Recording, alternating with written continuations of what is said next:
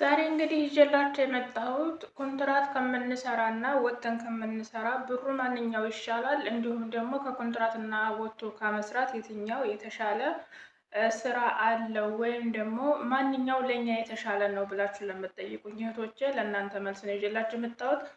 ሰላም ጤና ይስጥልኝ ውድና የተከበራችሁ የፖዚቲቭ ተከታታዮች ብያላችሁበት የዓለም ዳርቻ ሰላማችሁ ይብዛልኝ ብያለሁኝ። ፖዚቲቭን ስትከታተሉ ላይክ እና ሼር ሰብስክራይብ ማድረጋችሁን አትርሱ። ይሄንን ቪዲዮ እናንተ ላይክ ስታደርጉት እና ሼር ስታደርጉት ዩቲዩብ የራሱ የሆነ እንትን ስላለው ያው ያስተዋውቅልኛል ማለት ነው። እና ዛሬ በዋናነት ይዤላችሁ የመጣሁት ምንድን ነው የብዙዎቻችሁ ጥያቄ ነው። ብዙዎች ወጥተን እንስራ ወይስ ደግሞ ኮንትራት እንስራ? ብሩ ማንኛው ይሻላል? ወጥቶ መስራት ነው የሚሻለው ወይስ ደግሞ ኮንትራት የምንሰራው ብር ነው የሚሻለው? ኮንትራት የምንሰራው 1000 ሪያል ወይም ደግሞ 1000 ድርሃም ነው። ወጥቶ መስራት ደግሞ እስከ 3000 እስከ 4000 ሪያል ይሰራል ይሉናል። እውነት ነው ወይስ ውሸት ነው የምትሉቶች አላችሁ። በመጀመሪያ የትኛውን ቦታ ላይ ስትሰሩ ዋናው የእናንተ አእምሮ ወይም ደግሞ የእናንተ ገንዘብ አያያዝ የሚወስነው የእናንተ ቁርጠኝነት፣ የእናንተ በዋናነት ለስራ ያላችሁ ወይም ደግሞ ሰርታችሁ ገንዘባችሁን እንዴት አድርጋችሁ ሴቭ ማድረግ እንዴት አድርጋችሁ መያዝ እንዳለባችሁ ማወቅ ነው። የትኛውን ቦታ ላይ ሆናችሁ ብትሰሩ ማለት ነው። ሲቀጥል ደግሞ ብዙ ጊዜ እህቶቻችን ወጥቶ መስራት ነፃነት ያለው የሚመስላቸው እጅግ በጣም ብዙ እህቶች አሉ። በነገራችን ላይ ወጥቶ መስራት ነፃነት የለውም። አብዛኞቻቸው የሚያስቡት ምንድን ነው? ወጥተው ሲሰሩ መዲያሞቻቸው ባይመቿቸው ወይም ደግሞ ከመዲያሞቻቸው ጋር ባይስማሙ በቃ የራስሽ ጉዳይ ብለን ጥለናት እንወጣለን የሚል ሀሳብ ነው ያላቸው አብዛኛዎቹ። ነገር ግን ኮንትራት ከሆነ ደግሞ እየተበደልንም እየተጨቆንም እንኖራለን፣ መሄጃ የለንም ነው የምትሉት። እውነት ለመናገር በአሁኑ ሰዓት ኮንትራት እንደመስራት ትልቅ ነገር የለም። እርግጥ ነው ብሩ 1000 ሪያል ወይም 1000 ድርሃም በተለያየ ሀገር እንደዚሁ ወጥቶ ከሚሰሩት የተሻለ ሳይሆን ዝቅ ያለ ደሞዝ ነው የሚከፈላችሁ። ለምሳሌ ሳውዲ አረቢያ ኮንትራት የሚሰሩ እህቶቻችን ቋንቋ የሚችሉና ምግብ ሁሉን ነገር የሚችሉ ከዚህ በፊት አረብ ሀገር መጥተው የሄዱ ከሆኑ ይመስለኛል ከ1200 እስከ 1300 ድረስ ወይም 1500 ድረስ ነው የሚከፈላቸው ደሞዛቸው ማለት ነው። እንደ ንግግራቸው እና እንደ ሰዎቹ ጥሩነት ነው የሚወስነው ገንዘቡ። በዋናነት ግን አብዛኛዎቹ 1000 ሪያል ነው የሚሰሩት ማለት ነው። ይህ ደግሞ ምን መሰላችሁ? በአሁን ሰዓት 1000 ሪያል መስራት ማለት በጣም ትልቅ ነገር ነው። ደሞዛችሁን በየወሩ የሚሰጧችሁ ከሆነ ደሞዛችሁን ሳይቆራርጡና ቀን ሳያሳልፉ የሚሰጧችሁ ከሆነ ሳትጨቃጨቁ ደሞዝ አምጡ አታምጡ እያላችሁ የማትጨቃጨቁ ሀሳብ የሌለበት ቤት ከሆነ ኮንትራትን የመሰለ ነገር የለም። ለምን በሉኝ። ለምሳሌ እኔ ወጥቼ ስሰራ 1500 ሪያል ብሰራ በአሁኑ ሰዓት 1500 ሪያልም እየጠፋ ነው። የለም እንደፊቱ አይደለም። በፊት አሁን 3000 3005 እስከ 3007 ድረስ ሰርተናል። በበፊቱ ቢሆን ማለት ነው።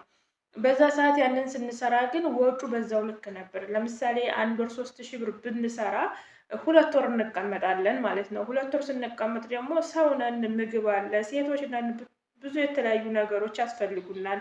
በተለይ ይሄ የተለያየ ወጣ ያለ ነገር ሜካፕ ምናምን የምትጠቀሙ ከሆነ እጅግ በጣም ውድ ነው ማለት ነው። እኔ እንኳ ያው እንደዚህ አይነት ነገር ውስጥ ነፃ ስለሆንኩኝ እኔ የኩብዝና የሳሙና መግዣ ካገኘሁ ሌላ ወጪ የለብኝም። ግን ይህም ሆኖ ደግሞ እጅግ በጣም ብዙ ብር ነው የምጨፈጭፉት። በተለይ እረፍት ስትሆኑ ስራ ስታጡ ጓደኛ አለ። እነዛ ሰዎች እነዛ አብራችኋቸው ያላችኋቸው ሰዎች ጋር እኩል የመሆን ግዴታ ከእነሱ እናንተ ተለይታችሁ የምትሉበት ነገር ስለማይኖር እነሱ ያደረጉትን ሁሉ ከማናንሸ የሚል ነገር ስላለው እናንተ አላደርግም ብትሉ እንኳ አብራችኋቸው ያሉት ሰዎች ግዴታ ይገፋፏችኋል እና ወጭ አለ። ስለዚህ 3000 ሰራችሁ ማለት 3000 ሴፍ ታደርጋላችሁ ማለት አይደለም።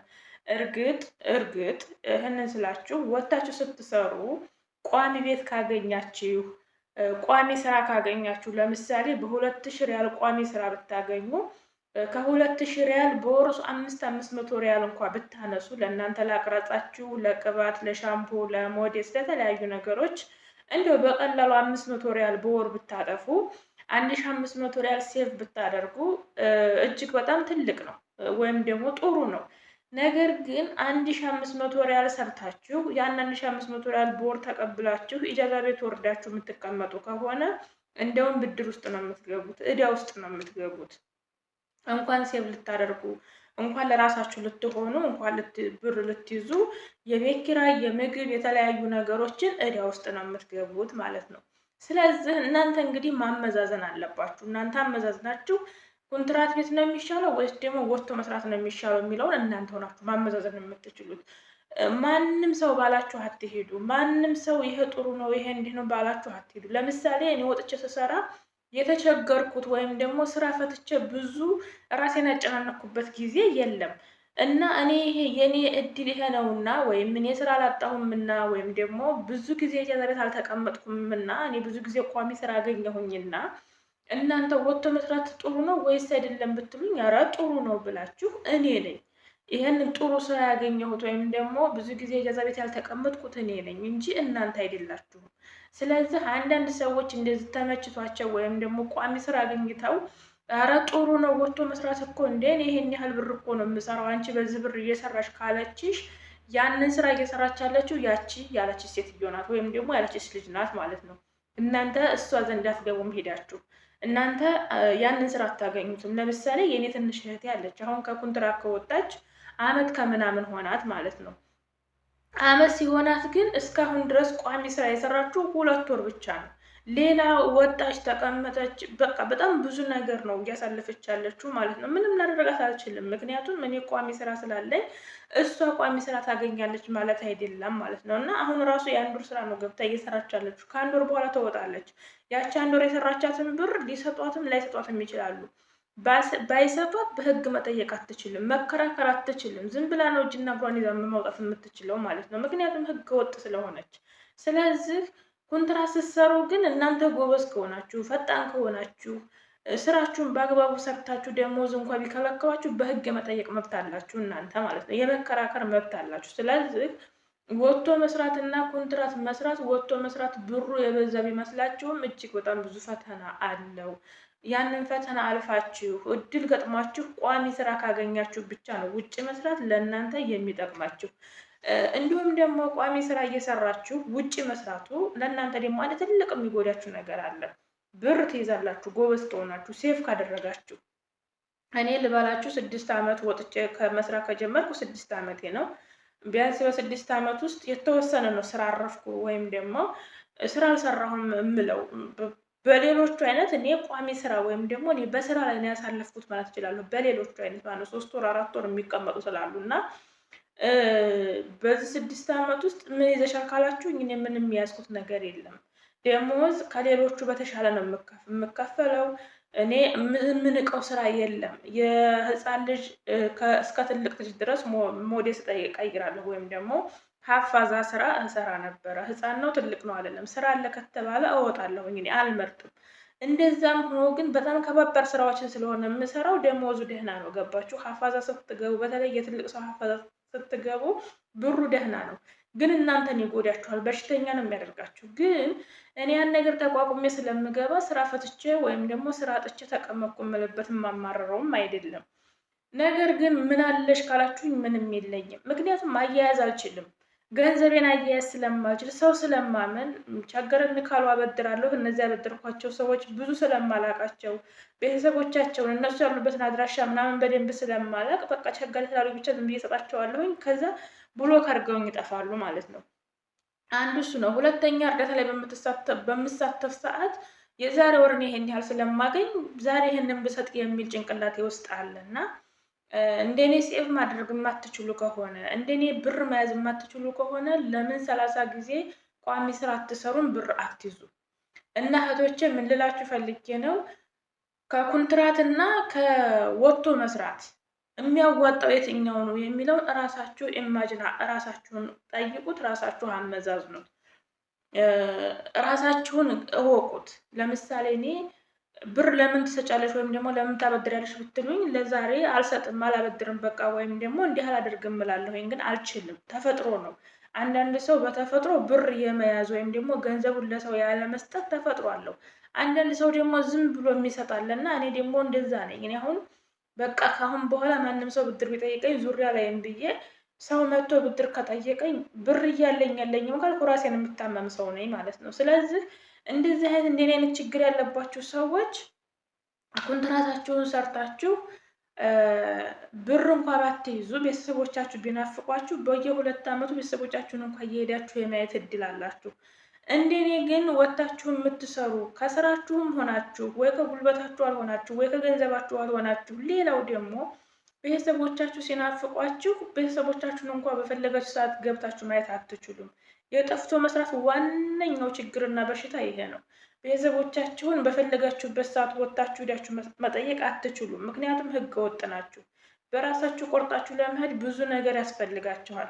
በራሳችሁ ቆርጣችሁ ከሄዳችሁ ደግሞ ኢትዮጵያ ላይ የተመቻቸ ወይም ደግሞ ለራሳችሁ የሆነ መንቀሳቀሻ ነገር ከሌላችሁ እዚህ ሀገር መልሶ የመመለስ እድል ስለሌላችሁ እንደገና ሌላ ሀገር ፓስፖርት ምን ብላችሁ ስለሆነ የምትሆኑት ሌላ እንደገና ወደታች መውደቅ ነው የሚሆነው እና ጠፍቶ መስራትን እኔ አልደግፍም። ጠፍቶ መስራትን አልደግፍም። ግን ኮንትራቱ ናችሁ።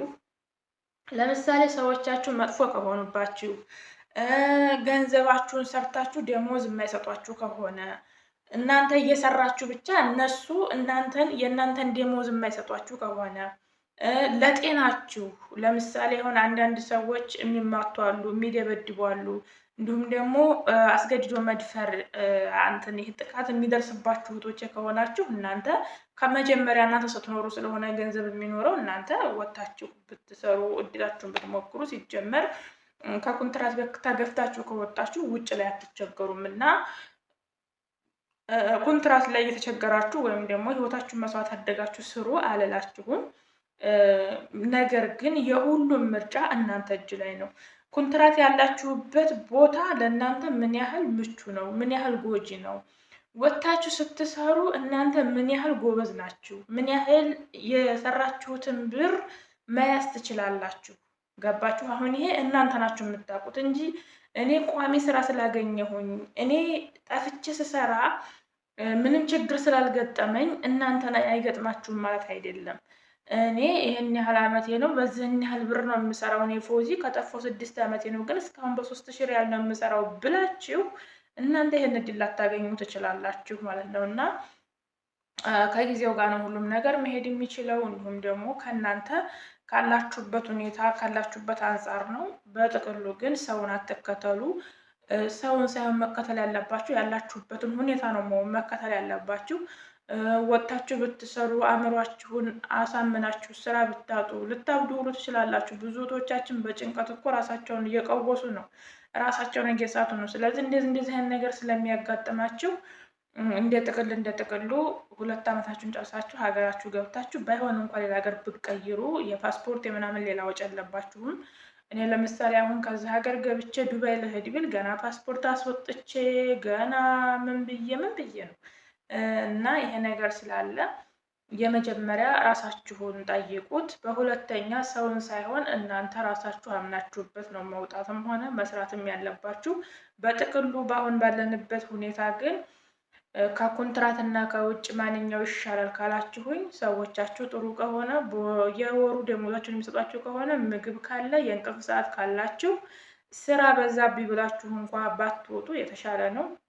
የባሰ ስራ ሊገጥማችሁ ስለሚችል እንዲሁም ወጥቶ መስራት ስራ ይከብዳል። በነገራችን ላይ ወጥቶ መስራት እጅግ በጣም ነው ስራ የሚከብደው። ምክንያቱም ብዙ ብር ነው የምንከፍለው ብለው ስለሚያስቡ በጣም ነው ስራ የሚበዛው የሚከብደው። አልሰራም ብትሉ እንኳ ማለት መብት የላችሁም፣ አስቀጥራ ጥላችኋለች። ስለዚህ ስራ በዛብኝ ብቻ የሚል ምክንያት ይዛችሁ ከኮንትራት ባትወጡ። አሁን ላይ 1000 ሪያል ሰራችሁ ማለት በኢትዮጵያ ምንዛሬው ጥሩ ስለሆነ ብዙም ከወጥተው ከሚሰሩት የሚለያችሁ ነገር የለም እና ጥንቃቄ ብታደርጉ፣ ከመውጣታችሁ በፊት ብታስተውሉ፣ ከመውጣታችሁ በፊት ቆም ብላችሁ ብታዩት የተሻለ ነው ላለሁኝ። እንደኔ ግን ለህይወታችሁ አስጊ ያልሆነ ቤት ከሆነ ደሞዛችሁ በየወሩ ከተሰጣችሁ ከጠፍቶ መስራት ኮንትራት መስራት እጅግ በጣም 100% አዋጭው ኮንትራት ቤት መስራት ነው። ወር እስከ ወር አመት እስከ አመት ስራ አትፈቱም። ስራ እንፈታ ብላችሁ አትጨናነቁም። ወር እስከ ወር ደሞዛችሁ ይከፈላችኋል። የቤት ኪራይ የለባችሁም፣ የምንም የለባችሁም። ስለዚህ ኮንትራት መስራትን ያህል ነገር ምንም ነገር የለም። እዛም ሰራችሁ እዚህም ሰራችሁ ብሩን ሴፍ ካደረጋችሁት የኮንትራቱ ይበልጣል። ወጣችሁ ብትሰሩ ከሰራችሁት የምታጠፉት ስለሚበዛ ወጥቶ መስራቱ እጅግ በጣም ብዙ ጉዳትን ብዙ ኪሳራም ስላለው እንደኔ እዛው ባላችሁበት ኮንትራት ብትሰሩ ባይ ነኝ። እንግዲህ የሚጠቅማችሁን እናንተ ታውቃላችሁ። እኔ የመሰለኝንና የማየውን የማውቀውን ነው የነገርኳችሁ። ሌላው ግን የእናንተ ምርጫ ነው። ለጠየቃችሁኝ እህቶቼ ነው እንደኔ ኮንትራታችሁ ሰርታችሁ 2 ዓመት ቢያንስ የ2 ዓመት ደመወዝ 24,000 ሪያል ነው። ከ24,000 ሪያሉ ቢያንስ በ2 ዓመት 6,000 7,000 ሪያል ብታጠፉ ቢያንስ 10,000 12,000 ሪያል መያዝ አያቅታችሁም። እንደው 10,000 ሪያል ብታጠፉ 16 ማን ነው 14,000 ሪያል መያዝ አያቅታችሁም። 14,000 ሪያል በ2 ዓመት ጠፍቶ የሚሰራ ሰው አይይዝም። ስለዚህ እናንተ ናችሁ የምታውቁት። እኔ እንግዲህ የማውቀውን የመሰለኝም ብያችኋለሁኝ። ይህንን ቻናል እንግዲህ ላይክ፣ ሸር፣ ሰብስክራይብ እያደረጋችሁ አበረታቱኝ። ቻናሉን ሸር ሰብስክራይብ ስታደርጉት ለእኔም ስለሚጠቅመኝ ለብዙቶቻችንንም ስለሚደርስ ሰብስክራይብ እና ሸር እንዲሁም ደግሞ ላይክ ኮሜንት ላይ አስተያየታችሁን መጻፍ አትርሱ። የሙቤ ሸጋ እናት ፎዚ ነበርኩኝ። እወዳችኋለሁ። ፈጣሪ አምላክ ሰላሙን ሁሉ ያብዛላችሁ። በያላችሁበት የዓለም ዳርቻ ፈጣሪ ይጠብቃችሁ። ሰላም ለሀገራችን ያብቃን። ሀገራችንን ሰላም ያድርግልን። ሁላችሁንም እወዳችኋለሁ። መልካም ጊዜ